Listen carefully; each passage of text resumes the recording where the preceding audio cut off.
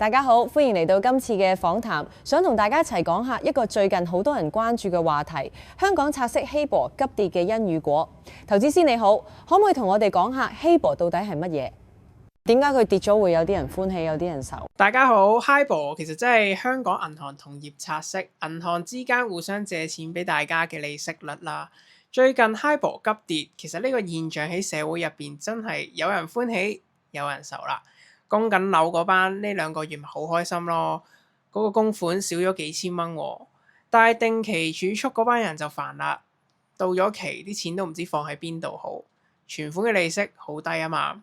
咁唔知道你屬於啱啱邊類人呢？定係你係第三類人？唔知道 HIBOR 最近跌咗好多嘅呢？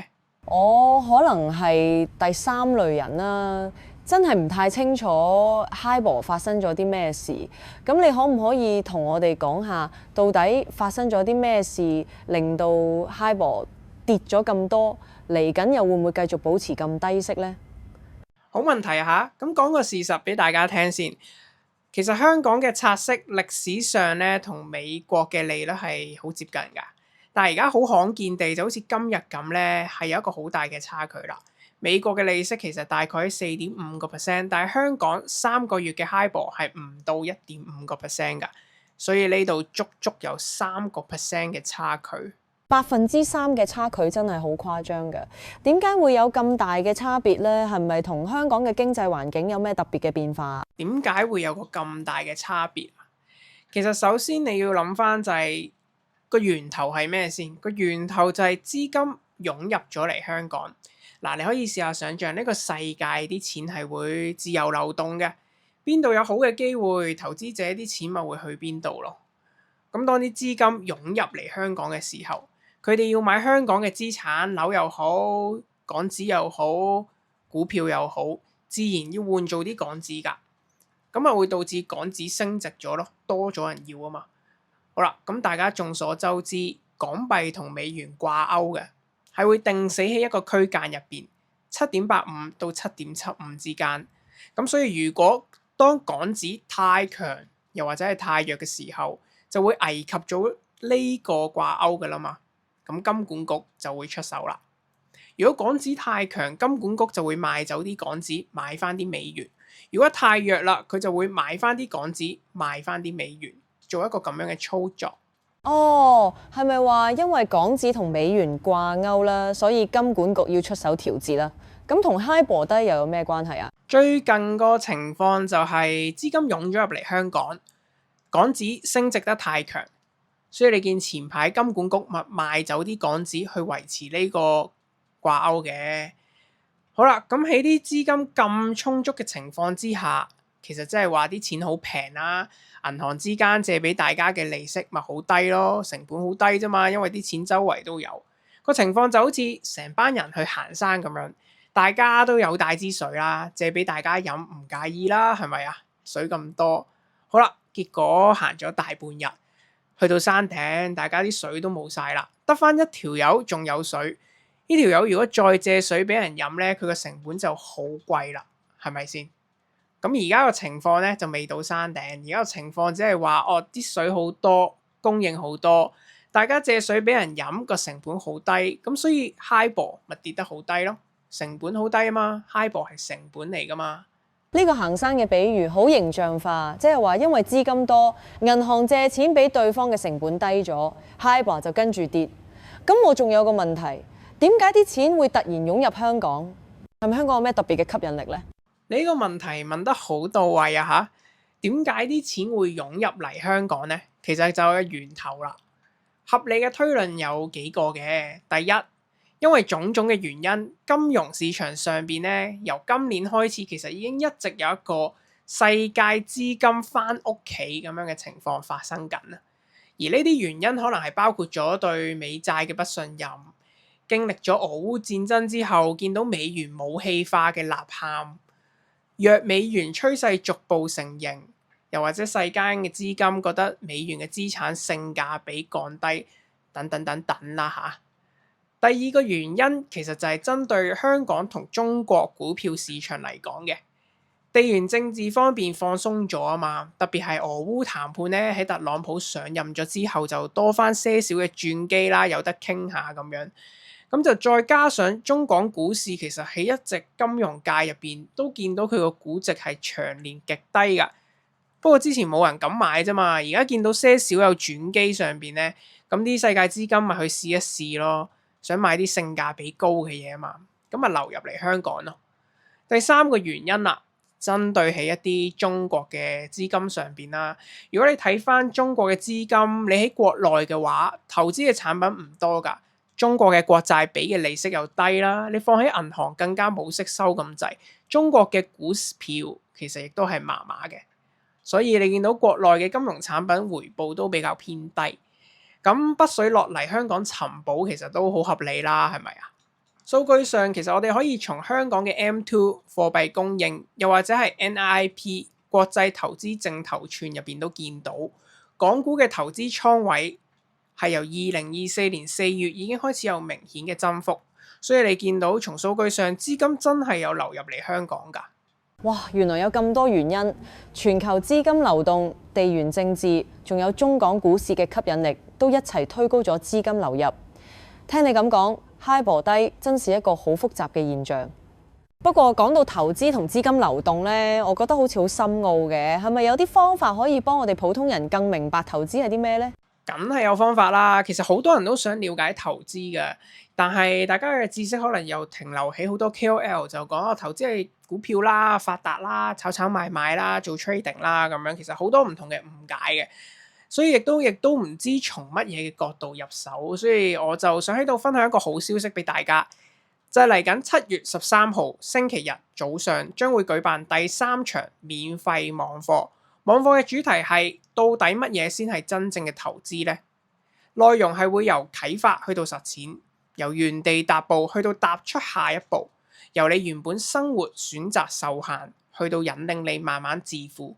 唔係一個會教你炒股票，唔係一個會教你用技術分析，更加唔係一個會教你快靚正嘅網課，只係一個會帶你離開幻想、實踐真相嘅網課，一個只會用心分享嘅網課，一個坊間 KOL 俾唔到你嘅網課。咁所以如果你有興趣，快啲去我 IG DM 我報名啦。咁我 IG 係 investment.si1investmentc， 又或者你喺下邊 YouTube 嗰個資訊嗰度亦都會揾到。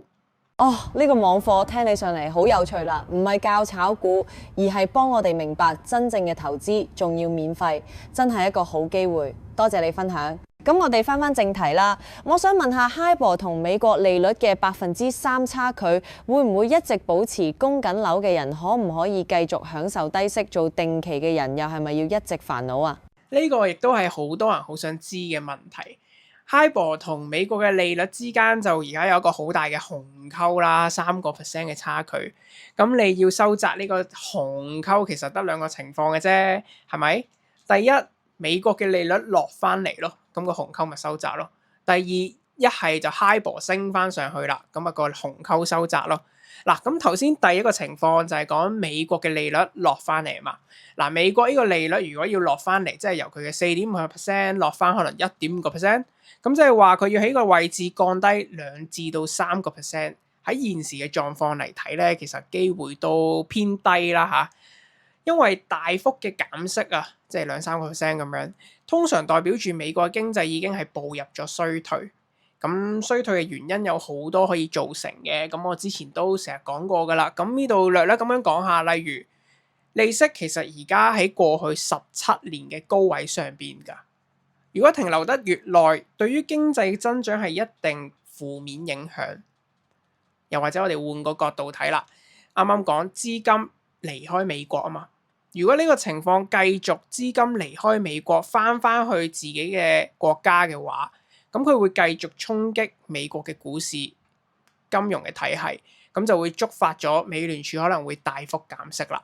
咁但係啱啱所有嘅推論啦，講衰退啦，其實個可能性仍然睇落去係偏低嘅。哦，美國減息嘅機會低，即係話 HIBOR 同美國利率嘅差距可能唔係靠美國利率跌嚟解決。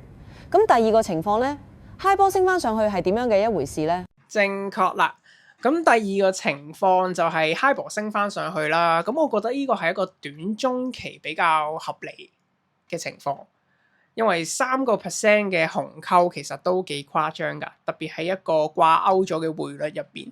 咁你3% 嘅紅溝自然會吸引好多機構嘅投資者做一個套利交易 arbitrage。咁佢哋就好簡單嘅啫，好似之前講緊日元套利啊，日元嘅 carry trade 咁啊，而家去咗港紙咁樣啫嘛。佢哋會借一啲低息嘅港紙，而家 HIBOR 好低啊嘛，咁個成本好低，然後將借到嘅錢擺入去高息嘅美元資產。即使買個 T-bill 買個短期國債都好啊，回報高好多㗎噃。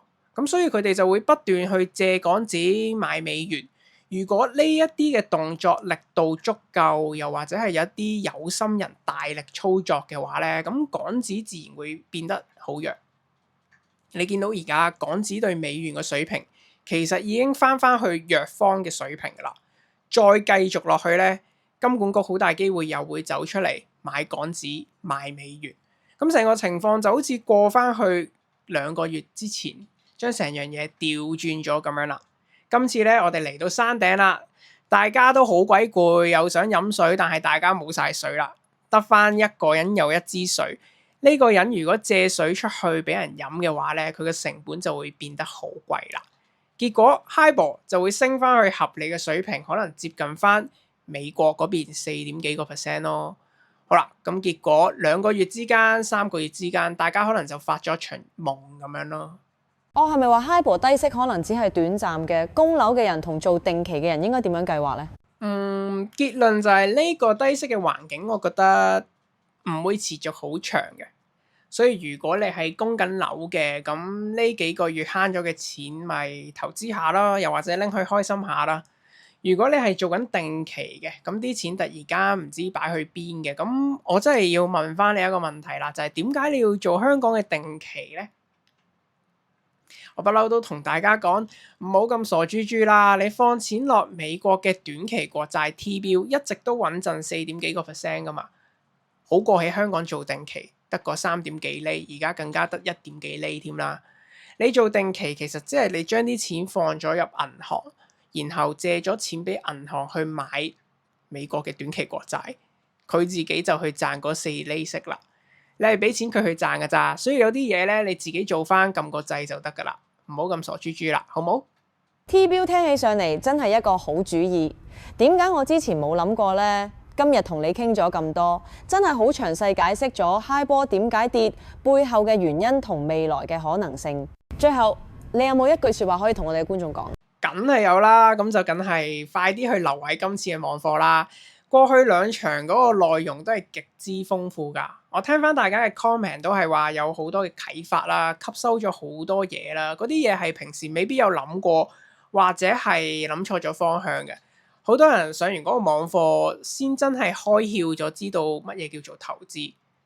可能對於投資好多人嚟講，真係一開頭搞錯晒好多 concept。所以希望你哋真係可以抽一抽呢個時間，重新出發，踏出下一步。多謝你嘅分享，等我嗱聲去報先。多謝晒大家收睇，下次再見。記得 subscribe 同 like， 仲有最緊要 follow 投資 CIG。拜拜。